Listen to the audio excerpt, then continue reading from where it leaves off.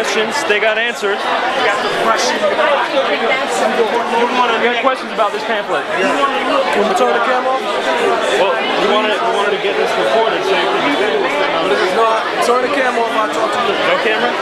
Alright, so what we see here is that we are told Islam got questions, we got answers, but they do not allow it to be recorded. Is this deception? I give you the answer. What was the question you had? The question is, this says Islam's war on terror. Yes. It talks about, are you getting this? Get closer then, get closer. It talks about Islam does not promote killing and violence. Yes. Now we know from Hadith, we know from Sirah literature, that one of the last chapters revealed from the Quran is chapter 9, Surah At-Tawbah. In Surah At-Tawbah it says, let me quote it for you. Are you familiar with this? Go ahead, maybe you can remind me. Alright. In Surah At-Tawbah, chapter 9, verse 29, it says, fight those who believe not in Allah nor the last day, nor hold that forbidden which has been forbidden by Allah and His Messenger, nor acknowledge the religion of the truth from among the people of the book, until they pay the jizya with willing submission and feel themselves subdued. And in fact, Abdullah Yusuf Ali says, I ain't about to debate with him. Yeah, I ain't about to debate. He just talking. I ain't even going to talk to him. I want to hear what he got to say. In fact, Yusuf Ali says, the reason why you're commanded to fight people until they pay the jizya is because the Jews say Uzair is a son of God. Yusuf Ali is a bad translation. Why don't you read this? The question was about this. Read this. Well, forget Yusuf Ali then. Just look no. You were saying the question is ahead. Why don't you read what's ahead? I am. Because it tells you that Islam is against terrorists. Read this book on the camera. That's why I'm asking you. I already did. Read it though. What does it say? So you're telling me, he's telling me to read this pamphlet and not the Quran. He says read the pamphlet and not the Quran. Because you said the question was about the pamphlet. You blocking the table. Excuse me. The more he might have to get you blocking the table. What do you want to know? Let him do it. I'm saying this pamphlet says, Islam says be peaceful. Right? The pamphlet doesn't say Islam says be peaceful. What does it say? The questions in this pamphlet are specific questions. Yep.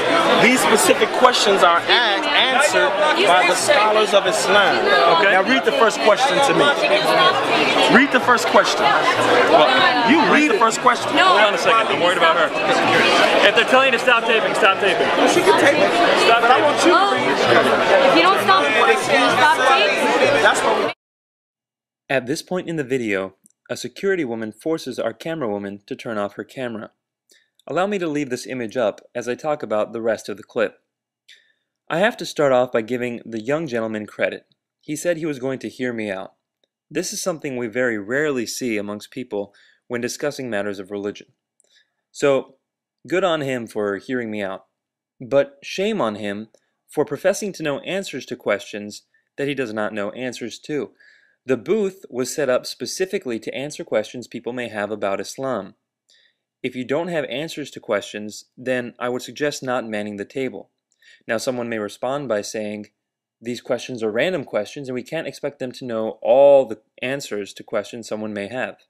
True, but the question I was asking was a general question regarding a pamphlet that they themselves handed to me a day prior.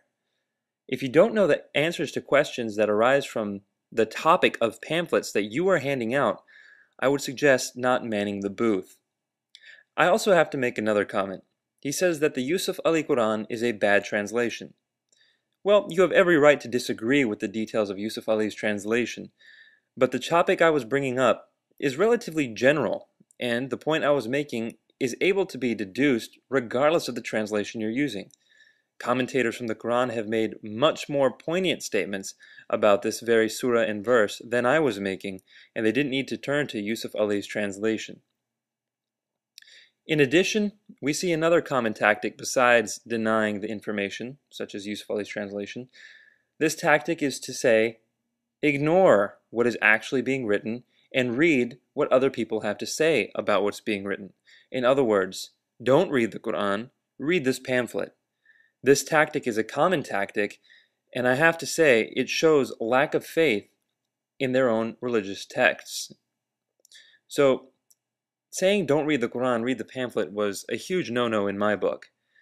Even though he didn't use those words, that is what he implied, and it is in fact also what the elder gentleman implied when he started talking to me. He started saying, look, scholars have answered these questions. Read the pamphlet. In other words, let the scholars do the thinking, you just read what they end up saying. Little sound bites that you can find in glossy pamphlets. I don't think that's accurate. I think that the major text of a religion such as the Quran should be relatively easy to understand, especially if it is recited as often as it is amongst the Muslim world.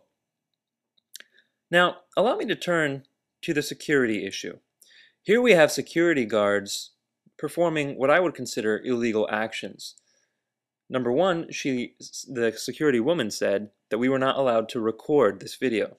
In fact, that is incorrect. We are allowed to record video because this is a public event. It's an event open to anyone. No one has to pay, no one has to register, and it is on public ground. So it's a public event, and the police themselves said we're allowed to record. So knowingly or unknowingly, she misinformed us and then enforced a false ruling by making us turn off our camera. Now, touching the camera is unquestionably illegal in the United States. Forcing a woman to turn off her camera with physical measures is also illegal. So the security people actually committed lots of infringements upon the law. And not only that, but she ignored what the man at the booth was saying. If you listen carefully, he said the words, "She can tape it." In other words, he was okay with her taping this recording. However, security forced us to turn it off, again, illegally. Now, I do have to wonder why. Why is this happening? I've received some comments from people on the earlier videos saying that anyone would respond this way and react this way, even Christians. I disagree. I think Christians would love the opportunity to have their answers broadcasted the way I have just broadcasted this video. In other words, I didn't edit out anything they said. I didn't misrepresent anything they said. I put everything up. And I think any Christian manning a booth would be willing to have their answers put up and represented fully the way my attempt to represent their answers was. This is Nabil Qureshi with Act 17 Apologetics. Stay tuned for the rest of the events that will unfurl over the next few weeks or so. The weekend was action-packed, and we have the most powerful video footage left to see. So keep in touch with the website. We'll see you soon. God bless you all.